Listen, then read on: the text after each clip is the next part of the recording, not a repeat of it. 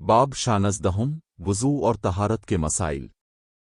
سوال 587 وضو کے فرائض کتنے ہیں؟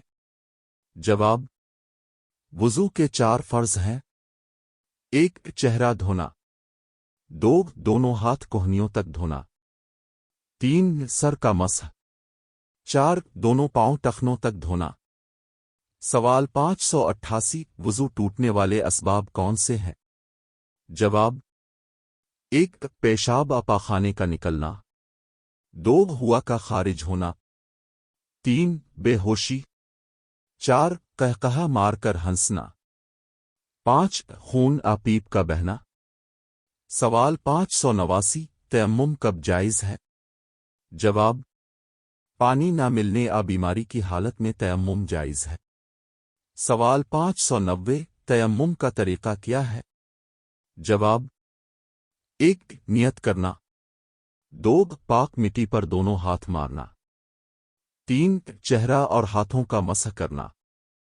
سوال 591 غسل کے فرائض کون سے ہیں؟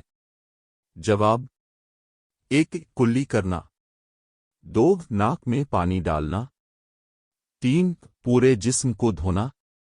باب حفظہم قبلہ اور نماز کے مسائل۔ سوال 592 قبلہ کی طرف رخ کرنا فرض ہے یا سنت؟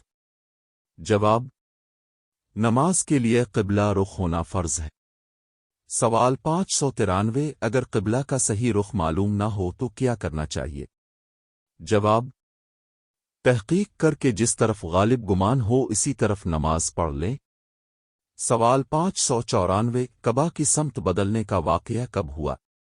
جواب: ہجرت کے دوسرے سال بیت المقدس سے کعبہ کی طرف قبلہ تبدیل ہوا۔ سوال 595 اگر نماز کے دوران قبلہ کی غلط سمت معلوم ہو جائے تو کیا کرنا چاہیے؟ جواب: فوراً صحیح سمت کی طرف رخ کر لینا چاہیے، نماز دوبارہ نہیں پڑھی جائے گی۔ سوال 596 قبلہ کی طرف پاؤں پھیلانا کیسا ہے؟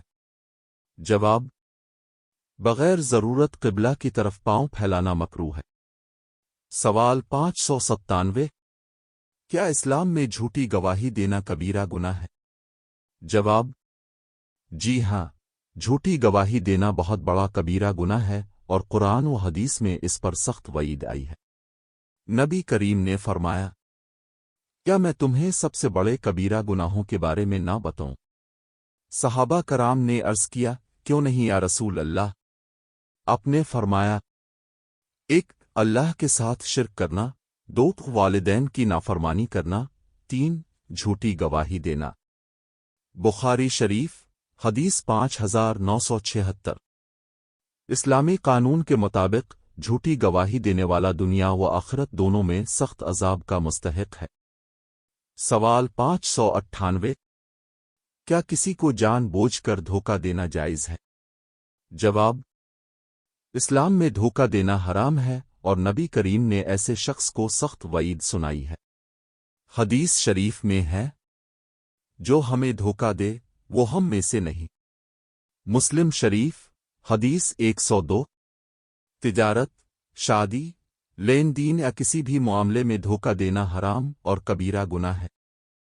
سوال 599 کیا والدین کی خدمت کرنا فرض ہے؟ جواب: جی ہاں، والدین کی خدمت فرض اور ضروری ہے۔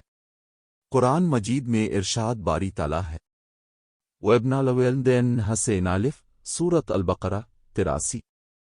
اور والدین کے ساتھ حسن سلوک کرو۔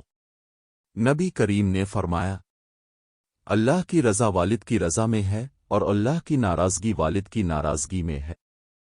ترمذی شریف۔ سوال 600 کیا عورت کا اکیلے بغیر محرم کے سفر کرنا جائز ہے؟ جواب: اسلام میں عورت کا بغیر محرم شوہر قریبی مرد رشتہ دار کے لمبا سفر کرنا جائز نہیں ہے۔ حدیث شریف میں ہے: عورت کے لیے جائز نہیں کہ وہ 3 دن کا سفر کرے مگر اس کے ساتھ کوئی محرم ہو۔ بخاری شریف حدیث 1088۔